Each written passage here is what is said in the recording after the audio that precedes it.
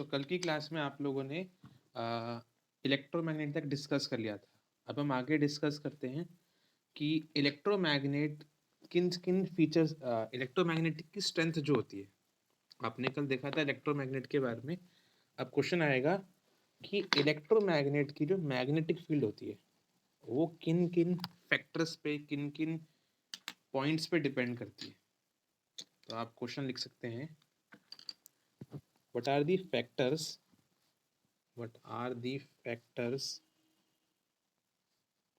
on which strength of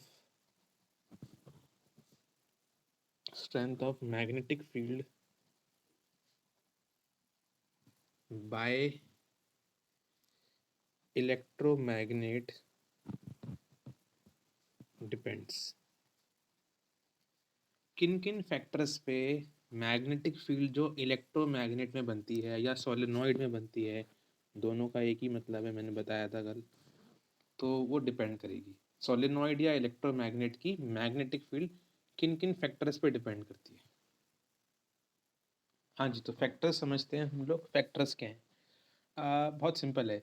जैसे हम लोगों ने पिछली क्लास में देखा था ना कि एक सर्कुलर लूप की वजह से जो मैग्नेटिक फील्ड बनती है वो किन फैक्टर्स पे डिपेंड करती है, वैसा यहाँ पर भी है। सॉलिनॉइड या इलेक्ट्रोमैग्नेट की मैग्नेटिक फील्ड किन फैक्टर्स पे डिपेंड करती है, सेम है। नंबर 1 है आपका नंबर ऑफ टर्न्स, n। जितने ज़्यादा नंबर ऑफ टर्न्स आप रखोगे सॉलिनॉइड या फिर अपने इलेक्ट्रोमैग्नेट में, उतना ज़्यादा मैग्नेटिक फील्ड बनती है। मैंने बताया भी था आपको, हमारे घर में जो फ़ैन होता है ना, फ़ैन में भी ये सब कॉइल्स होते हैं। करीबन 250 से लेके 300, 250 से लेके 300 टर्न्स होते हैं। ऐसे 1 2 3 इतने टर्न्स होते हैं सोलेनॉइड या इलेक्ट्रोमैग्नेट के अंदर। तो जितने टर्न्स बढ़ाओगे उतना आपका मैग्नेटिक फील्ड बढ़ जाएगा, पहला पॉइंट। दूसरा मैंने बताया था आपको करंट। सपोज करो पहले मैंने करंट 10 एम्पियर दे रहा था, फिर मैंने 20 कर दिया, फिर मैंने 30 कर दिया। करंट की स्ट्रेंथ बढ़ाते जाओ, आपकी मैग्नेटिक फील्ड भी बढ़ती जाती है। थर्ड यहाँ पर डिफरेंट पॉइंट है। थर्ड पॉइंट यहाँ पर यह है कि आप देख रहे हो यहाँ पर एक, इस सोलेनॉइड के अंदर एक मेटल आपको दिख रही है सिल्वर कलर की। ये देखा गया है कि सोलेनॉइड या इलेक्ट्रोमैग्नेट में जो कोर होता है, कोर मतलब जो उसके बीच में हम रखते हैं, सोलेनॉइड के अंदर जो मैग्नेटिक फील्ड होती है वो कोर पे डिपेंड करती है। जो उसके अंदर पड़ा हुआ है कोर, कोर पे भी डिपेंड करती है। मैंने ऐसे बताया था, हम इलेक्ट्रोमैग्नेट में क्या रखते हैं, एक सॉफ्ट आयरन कोर, एक आयरन लगते हैं। तो वही चीज़ है कि अगर आप इलेक्ट्रोमैग्नेट या सोलेनॉइड में कोर डाल दोगे तो मैग्नेटिक फील्ड बढ़ती है। जैसे आपने आयरन, कोबाल्ट, निकल डाल दिया तो मैग्नेटिक फील्ड आपकी बढ़ जाएगी। अगर आपने सपोज करो यहाँ पर डाल दिया एक प्लास्टिक, घट जाएगी आपकी मैग्नेटिक फील्ड। आपने यहाँ डाल दिया कॉपर, कॉपर से भी घट जाती है भाई, क्योंकि कॉपर की मैग्नेट नहीं बनती है। आयरन क्यों बोल रहा हूँ मैं, निकल क्यों बोल रहा हूँ मैं, कोबाल्ट क्यों बोल रहा हूँ मैं, उनसे मैग्नेट बनती है। कॉपर की मैग्नेट थोड़ा बनती है, कॉपर के तो वायर बनते हैं, प्लास्टिक की थोड़ा मैग्नेट बनती है। इन चीज़ों से मैग्नेटिक फील्ड कम हो जाएगी और कोबाल्ट, आयरन, निकल से मैग्नेटिक फील्ड बढ़ जाएगी। तो तीन फैक्टर्स हैं आपके पास, तीन फैक्टर्स हैं आपके पास। Number 1 number of turns, number 2 current, number 3 core, like soft iron या फिर आपका निकल वगैरह। नंबर 1 पॉइंट किस पे डिपेंड करती है magnetic field?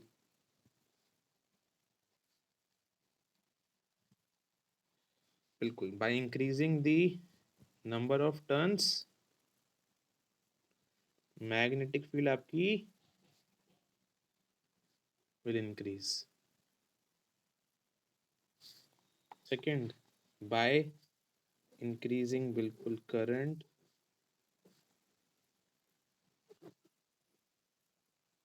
magnetic field will increase. Third, use of soft iron core. By the use of core material या सॉफ्ट आयरन है ना, by the use of core material the magnetic field will increase. Magnetic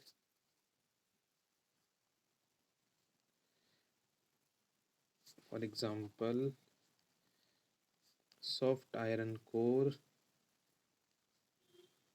comma निकल comma cobalt, इनसे magnetic field बढ़ेगी घटेगी?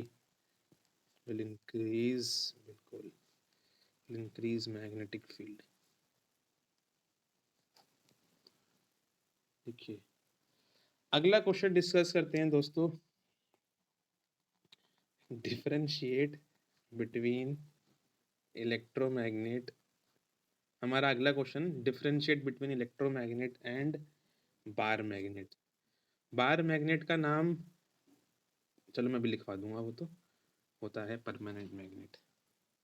यहाँ तक लिख लीजिए, समझते हैं इलेक्ट्रोमैग्नेट और बार मैग्नेट के डिफरेंस को समझते हैं। तो हमारा अगला डिफरेंस है इलेक्ट्रोमैग्नेट और परमानेंट मैग्नेट के अंदर के बीच में डिफरेंस देखना है। अगला क्वेश्चन ये है, बहुत सिंपल है। पहला पॉइंट ये है कि परमानेंट मैग्नेट, मैंने यहाँ लिख दिया है जैसे कि बार मैग्नेट है क्वेश्चन हमारा, तो क्वेश्चन हमारा ये है कि बार मैग्नेट और इलेक्ट्रोमैग्नेट में डिफरेंस। मान लो एग्जाम में क्वेश्चन ये आ गया कि बार मैग्नेट और सोलेनॉइड में डिफरेंस, तो बात एक ही है, क्योंकि सोलेनॉइड और इलेक्ट्रोमैग्नेट में फ़र्क कुछ नहीं है। बस फ़र्क ये है कि सोलेनॉइड में आपने डाल दिया एक सॉफ्ट आयरन कोर, तो वो इलेक्ट्रोमैग्नेट कहलाता है। तो क्वेश्चन कैसे भी आए एग्जाम में, मान लो क्वेश्चन आ गया कि इलेक्ट्रोमैग्नेट और बार मैग्नेट में बताइए डिफरेंस, या क्वेश्चन आ गया सोलेनॉइड में बताइए और बताइए बार मैग्नेट में डिफरेंस, तो एक ही चीज़ है। अब समझते हैं कहानी क्या है इन दोनों की। पहला पॉइंट, बार मैग्नेट आपको पता होना चाहिए, जैसे नाम ही यहाँ लिखा हुआ है परमानेंट मैग्नेट। बार मैग्नेट एक परमानेंट मैग्नेट है। एक बार आपने बना दी बार मैग्नेट, एक बार आपने फिक्स कर दिया नॉर्थ साउथ पोल, ये जिंदगी भर जब तक आपके साथ है ऐसी रहेगी। बार मैग्नेट परमानेंट होती है, खराब नहीं होती है, फिक्स रहती है। इलेक्ट्रोमैग्नेट टेम्पररी होती है। जब तक आप करंट दे रहे हैं इसमें तब तक तो ये आपका साथ देगी, तब तक ये मैग्नेट है। इसके बाद ये बोल देगी टाटा बाय बाय, मैग्नेट नहीं हूँ मैं। तो bar magnet permanent, electromagnet temporary. जब तक करंट है जब तक ही ये बिहेव करेगी। पहला पॉइंट ये लिखेंगे आप लोग। दूसरा पॉइंट दोस्तों, बार मैग्नेट चूंकि परमानेंट है, इसमें बहुत वीक मैग्नेटिक फील्ड बनती है, इससे वीक मैग्नेटिक फील्ड प्रोड्यूस होगी। जबकि इलेक्ट्रोमैग्नेट की खासियत क्या है, आपने पढ़ लिया है अभी, जस्ट पढ़ा है अभी आपने, इलेक्ट्रोमैग्नेट में करंट बढ़ाने से मैग्नेटिक फील्ड बढ़ती है। तो ये स्ट्रॉन्ग मैग्नेटिक फील्ड प्रोड्यूस करती है। जैसे जैसे करंट चेंज करोगे वैसे वैसे इसकी मैग्नेटिक फील्ड और बढ़ती रहती है। परमानेंट मैग्नेट फिक्स है, वो नहीं चेंज होगी बार बार। आगे मैं बता ही चुका हूँ आपको थर्ड पॉइंट में कि इलेक्ट्रोमैग्नेट आपकी टेम्पररी है, इससे आप मैग्नेटिक फील्ड जो है बार बार चेंज कर सकते हो करंट के हिसाब से। परमानेंट मैग्नेट फिक्स रहती है, ये एक फिक्स मैग्नेट है, इसकी मैग्नेटिक फील्ड आप बार बार चेंज नहीं कर सकते। अगला पॉइंट, चौथा पॉइंट क्या लिखेंगे आप? परमानेंट मैग्नेट की खासियत ये है कि परमानेंट मैग्नेट में जो नॉर्थ पोल है और जो साउथ पोल है वो लाइफ टाइम फिक्स रहेंगे, ये चेंज नहीं हो सकते आसानी से। हो सकते हैं, आसानी से नहीं हो सकते। इलेक्ट्रोमैग्नेट के नॉर्थ साउथ पोल वेरिएबल होते हैं। अगर आपने करंट इस तरफ से दिया तो हो सकता है यहाँ नॉर्थ बन रहा हो, यहाँ साउथ बन रहा हो। अगर आपने करंट की डायरेक्शन उल्टी कर दी, करंट यहाँ से दिया, हो सकता है यहाँ नॉर्थ बन जाए, यहाँ साउथ बन जाए। करंट के हिसाब से इलेक्ट्रोमैग्नेट के पोल्स बदलते रहते हैं। और आखिरी पॉइंट आप लोग ये लिख देंगे कि इनके यूजेस क्या है। इलेक्ट्रोमैग्नेट क्योंकि बड़ी स्ट्रांग होती है, आपको पता होना चाहिए, इलेक्ट्रोमैग्नेट जो होती है वो इलेक्ट्रिक क्रेन जो होती है ना आपकी, उसमें काम आती है। इवन आजकल जो आपने नाम सुना होगा बुलेट ट्रेन का, आप पढ़ोगे क्लास 12th में, बुलेट ट्रेन के अंदर ब्रेक भी इलेक्ट्रोमैग्नेट से लगते हैं, तो बुलेट ट्रेन में यूज होती है use permanent magnet. Permanent magnet की अगर हम बात करें तो ये कहाँ यूज होती है? आपके जो स्पीकर्स होते हैं ना, जो आप यूज करते हो, कभी देखना खराब हो जाए तोड़ के देखना, स्पीकर, ईयरफोन। आपका फ्रिज देखा है, अपने आप खुलता है बंद होता है, वहां भी ये परमानेंट मैग्नेट होती है ना। और एक चीज होती है इलेक्ट्रिक जनरेटर या electric motor.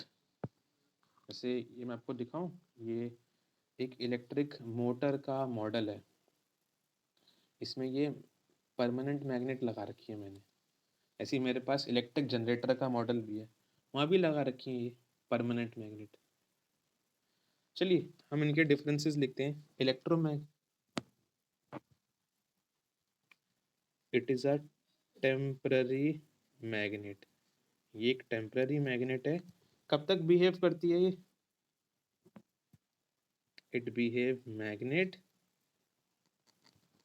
as long as current is flowing through it।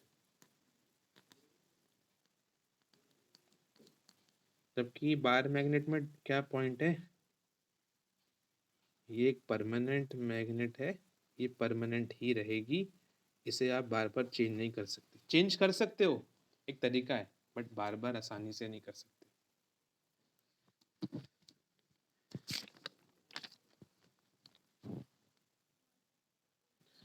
Second point इनके बारे में कि जो इलेक्ट्रोमैग्नेट है उससे मैग्नेटिक फील्ड कैसे बनती है? A strong magnetic field is produced by it. A strong magnetic field is produced by it।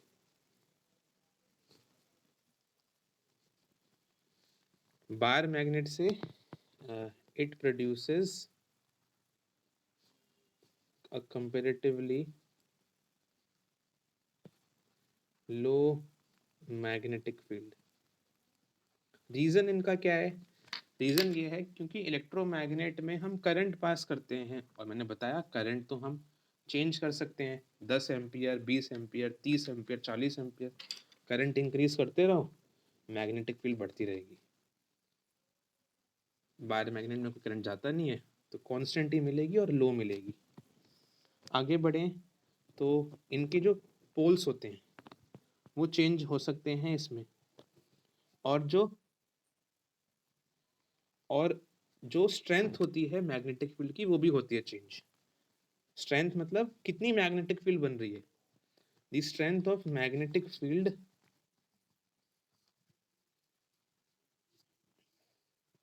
Ji, the strength of magnetic field can be changed by changing the current. और एक और चीज है जिससे हम चेंज कर सकते हैं, नंबर ऑफ टर्न्स। जबकि बार मैग्नेट में क्या है, the strength of magnetic field is remains same.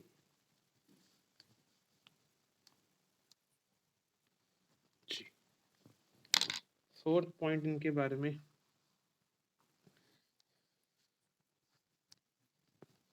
the north south poles can be changed by changing direction of current।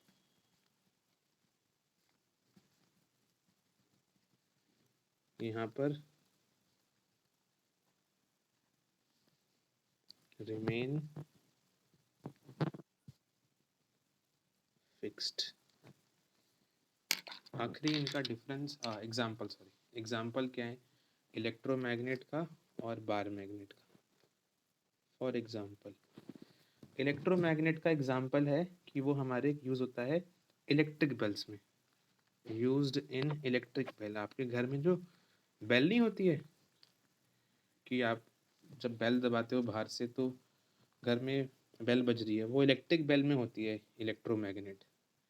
इसके अलावा electric cranes, bullet train, even आपको पता होना चाहिए डिस्क ब्रेक जो होते हैं ना, ये बाइक वगैरह में, कार्स में, उसमें भी हम ये यूज़ करते हैं। फॉर एग्जाम्पल यहाँ पर आएगा आपका, फॉर एग्जाम्पल बार मैग्नेट हम यूज़ करते हैं रेफ्रिजरेटर में,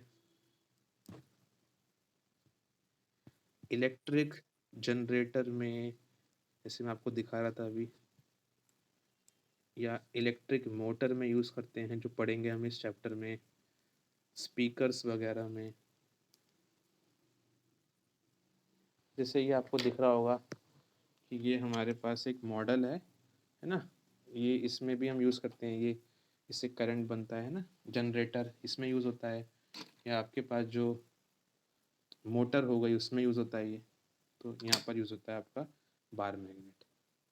देख लो, मैंने ये लिखा नहीं, इसमें लिख देते 5वें एग्जाम्पल में ना, बार मैग्नेट में यूज्ड इन, हमने ये तो लिखा रेफ्रिजरेटर, लेकिन किस में होता है use bar magnet? Used in refrigerator, electric generator, electric motor, speaker etcetera.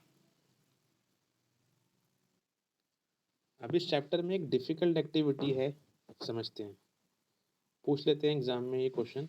Describe an activity, एक एक्टिविटी बोलो, एक्सपेरिमेंट बोलो, जहां आप शो करेंगे to show that a current carrying conductor, conductor क्या होता है? एक current carrying wire. A current carrying conductor आपको शो करना है, उस पर एक फोर्स लगती है, एक्सपीरियंसेस अ मैग्नेटिक फोर्स, जब उसको कहाँ रखेंगे हम? When placed in magnetic field. ये क्वेश्चन है आपका, समझते हैं इसको। हाँ जी, हमारा अगला एक्सपेरिमेंट क्या है?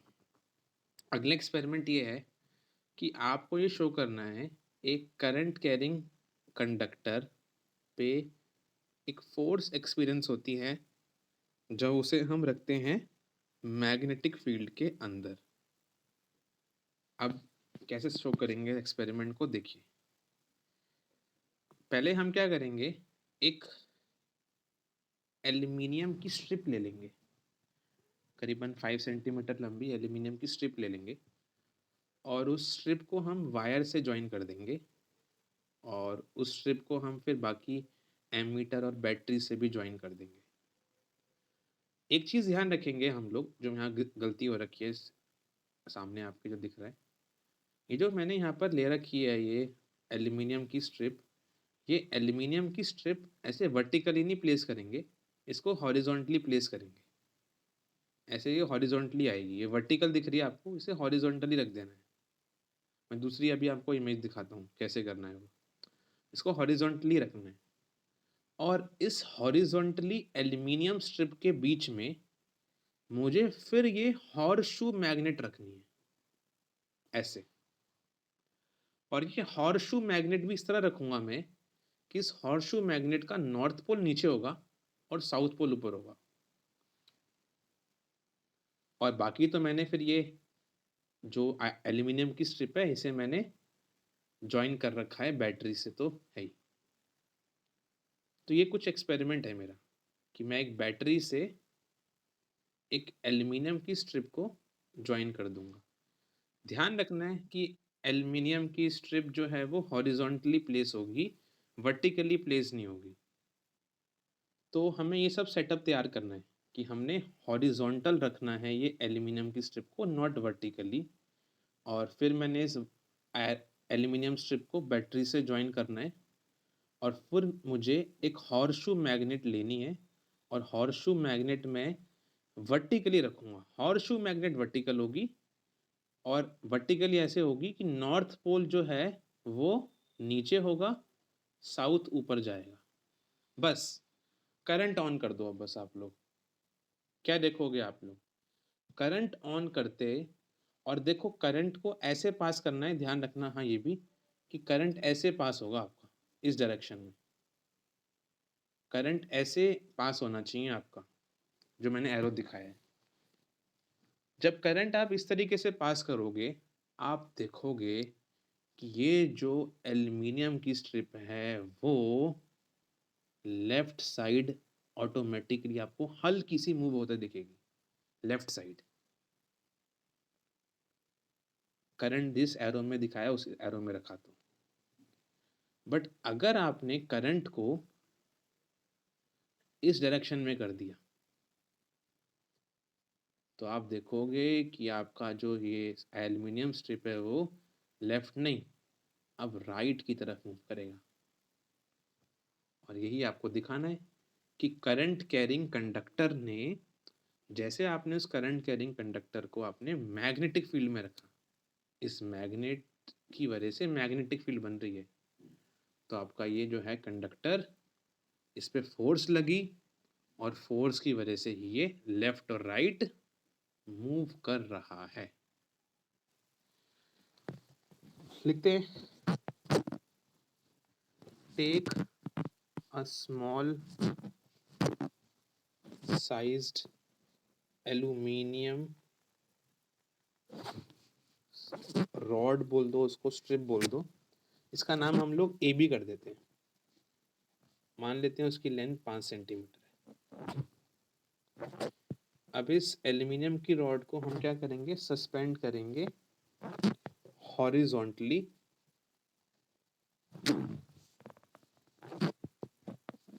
एंड कनेक्ट कर देंगे उसको हम यूजिंग वायर्स, उसको वायर से ज्वाइन कर देंगे। अब क्या करेंगे, हमने हॉरिजॉन्टल रखा है इस एल्यूमिनियम को, अब हम प्लेस करेंगे एक हॉर्सशू मैग्नेट इस तरीके से, in such a way that rod A B जो है उसके नॉर्थ साउथ पोल के बीच में है, lies between the north south poles of magnet, magnet के पोल्स के बीच में आएगा ये रॉड ए बी।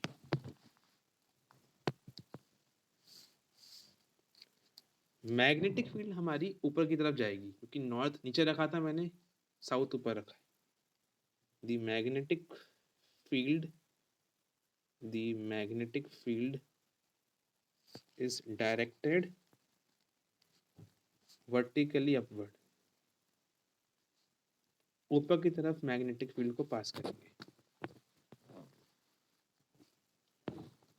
क्या देखोगे आप लोग, अब हाँ एक बात और भी करनी है कि इस रॉड को जब हमने वायर से ज्वाइन किया तो इन वायर्स को बैटरी से भी ज्वाइन कर देंगे।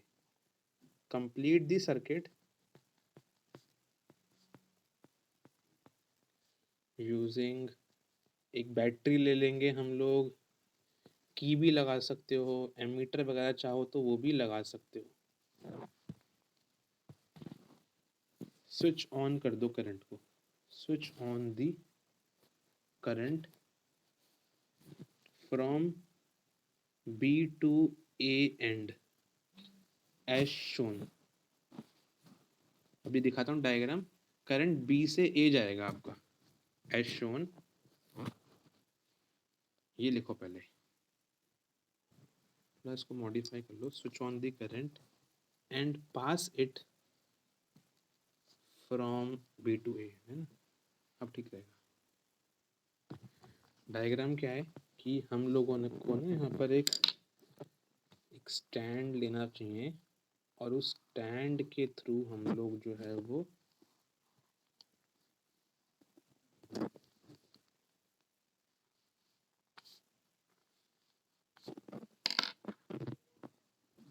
आप लोग एग्जाम में थोड़ा सा ना स्केल यूज करिएगा तो ठीक रहेगा।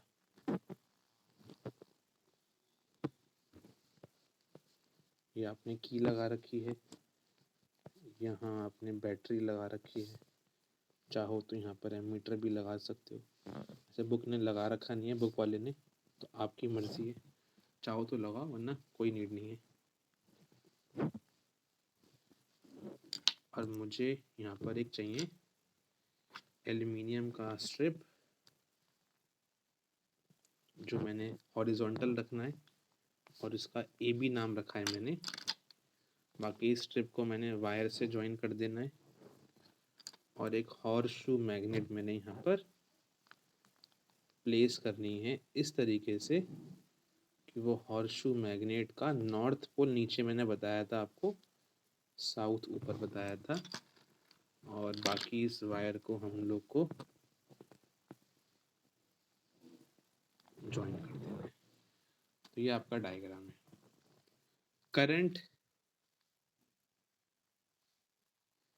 ऐसा कोई नीड नहीं है कि आप नॉर्थ नीचे रखो और साउथ ऊपर रखो।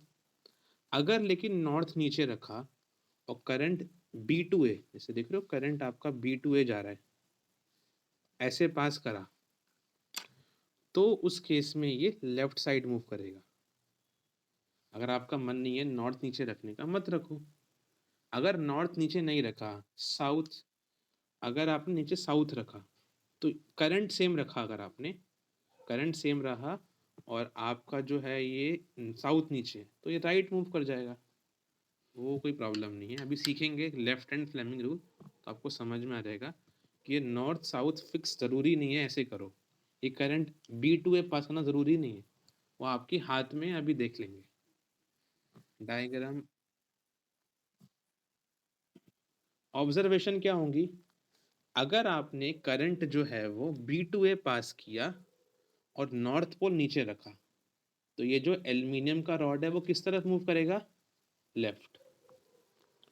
On passing current, on passing current from B to A and we will observe, हम लोग क्या ऑब्जर्व करेंगे इस डायग्राम में, we will observe the rod, जो आपका एल्यूमिनियम रॉड है वो AL rod, aluminium rod will move left, वो लेफ्ट की तरफ मूव करेगा। हाँ, अगर आपने चेंज कर दिया, if the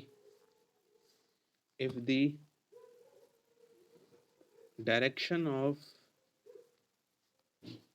मैग्नेटिक फील्ड आपने चेंज कर दी, मैग्नेटिक फील्ड इज रिवर्स, मतलब साउथ नीचे कर दिया, तो उस केस में आपका क्या होगा, देन द एल्यूमिनियम रॉड आपका मूव करेगा